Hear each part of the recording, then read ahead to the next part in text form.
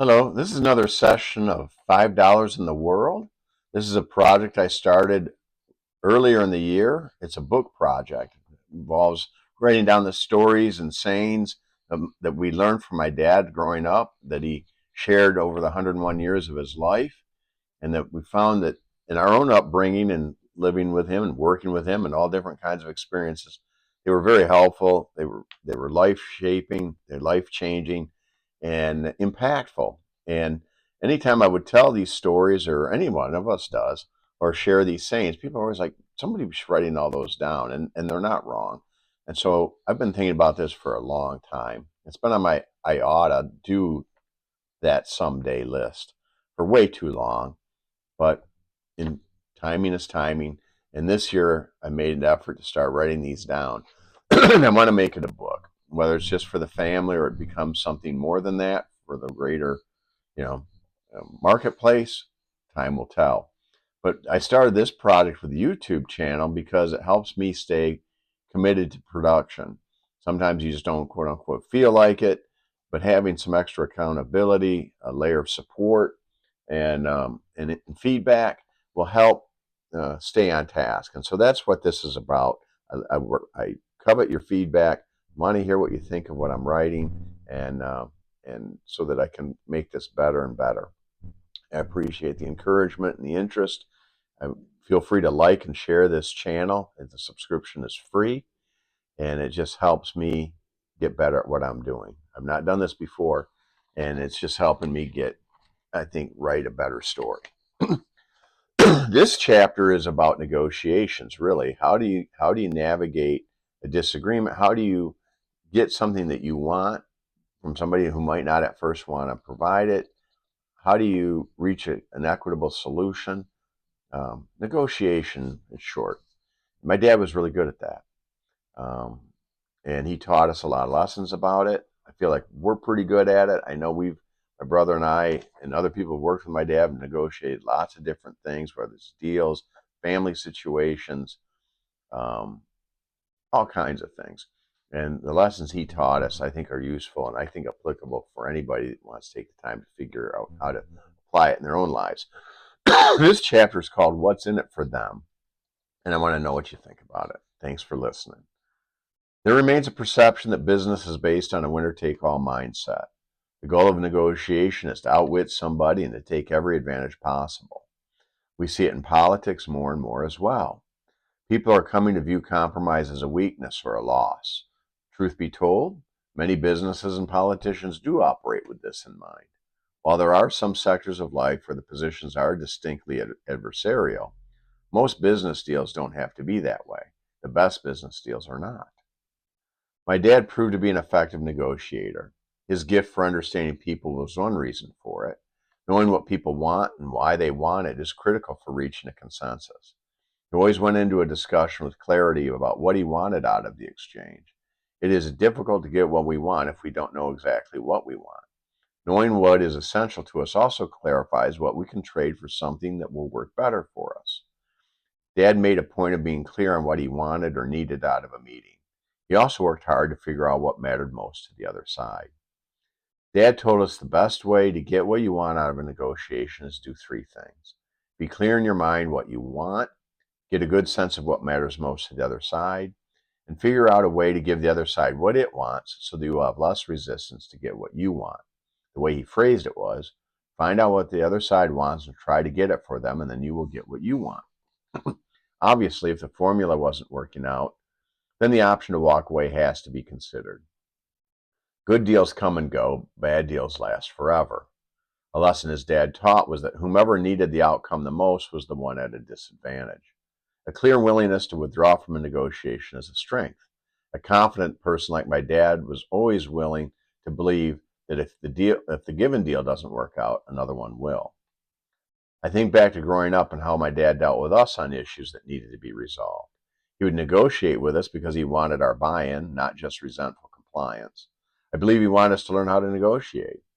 And I think he enjoyed watching us work things out head to head with him. It was one of the biggest differences between our upbringing and the upbringing of a lot of kids that I knew. Our parents talked with us and not to us. It could take longer, and it did lead to what had to be some frustration for them at times. They must have thought it worthwhile. I love them for it. It may be easier to use leverage, intimidation, or a stronger position to get what you want, but in the long run, I think it is less satisfying and ultimately less sustainable. It does not generate loyalty or collaboration. It stunts the growth of the relationship. The way Dad negotiated in business or at home was life affirming. It gave due respect to both sides, and there was always a good chance it would result in the elusive win-win outcome. As a kid, it is amazing to have an adult engage with you in sincerity and allowing for the possibility that you could be right and the adult could be persuaded. It also led to our dealing with disagreements or not getting our way in more even-tempered ways. Just as Dad wouldn't pull rank very often, we were less likely to have a tantrum when we didn't get our way. Another benefit to this approach is that if discussions break off, there isn't usually bad blood about it, and there is a chance to work together again. In our family, even if there were some upset feelings about not getting the desired outcome, there was an underlying sense of goodwill that made getting over it easier and truer. Acceptance is healthier than resignation to an outcome. All of our relationships have an element of negotiation in them, some more than others. The better we are at it, the better our relationships can be. I think a lot of family problems stem from difficulties in negotiating differences in desired outcomes. They tend to fall into authority plays, guilt trips, or demands. While Dad was gifted in this area, he also read books about human interaction and went to seminars that included lessons on working out deals. In other words, we can learn how to communicate better, negotiate more effectively, be heard, and to be understood. We can learn how to listen better. The more important the relationship, the more important it is to get this right. The next time you're trying to get something from somebody, take some time to figure out what they want too. It is amazing how helpful people can be when you help them. So that's the chapter, What's in It for Them. My dad always made it clear that was a really important thing to figure out. I mean, if you don't know what they want, how are you going to know how to get to give it to them so that you can get what you want? If you can at all reach that kind of consensus where both sides get what they want without having to give up too much, then everybody walks away with a win. And those are the best negotiations. As an agent, I've had to negotiate lots of times with buyers or sellers or investors or um, other kind or contractors or lenders or all kind of. There's always somebody you have to talk to that might not see it just the way you do in the moment, but with some with some patience and some effort at reaching a consensus, we can get a lot of these things done if you come at it with the spirit of there's enough for everybody. I think my dad thrived in this because he didn't have a scarcity mindset. He was never worried that there wouldn't be enough. He always figured there was enough out there for everyone. You just have to make sure that, you got to protect your space, get what you want, but you don't have to have it all. I had another coach, a guy named John Underwood, still talk to him every once in a while. He had an expression for negotiating. He said, pigs get fat and hogs get slaughtered. In other words, don't be greedy. It doesn't end well. It might for in the short run, but in the long run, it doesn't end well. It's not. If you're a Christian, it's not biblical. And so there's all kinds of reasons why this approach, although it seems counterintuitive and against kind of the worldly, you know, look that we get at negotiating, in the movies or on TV and stuff. It's always, crush the guy, bury the guy, we've got him now, all that stuff. And that does happen.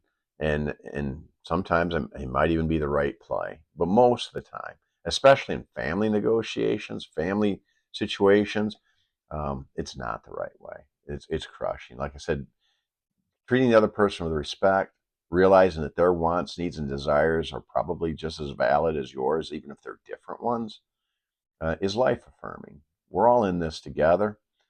We all want something out of life. We all have something to offer.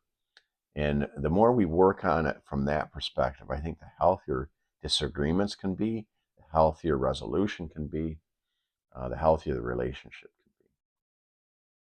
can be. And like I said in there, I think a lot of times families struggle because they don't realize that differences of opinion aren't necessarily ill will. Usually they're not.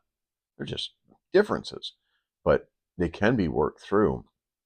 And there's room enough, like I say, there's room enough for different ideas. There's ways to resolve things. It doesn't have to turn into a power play. I think a lot of times in family relationships and business relationships, we have this impulse, this desire for power. It's really attractive and it can draw us into that dynamic, but it doesn't usually it it it, it doesn't usually work in the long run for deeper, closer, more meaningful relationships. So it depends. What's more important to you, winning or having a good relationship? Um, and some people really would rather win than have a good relationship because that's more important to them. But I think it's a dead end.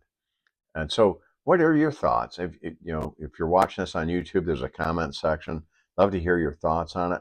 How do you resolve differences, either in business or with the government or with some other agency or the utility company or whatever, or your family or your spouse or your friends? How do you navigate, say, disagreements? How do you navigate getting something that you want without does it work well? Are you good at it? Is it difficult? What are your thoughts? I'd love to hear them. Thanks for watching. Like and share if you would, and please comment. I need the feedback. That's it for today. Next week I'll have another chapter to share. I'm looking forward to it. I've already got a couple ideas. I think I know which one I'm going to write next. And thanks again. I'll be back next week.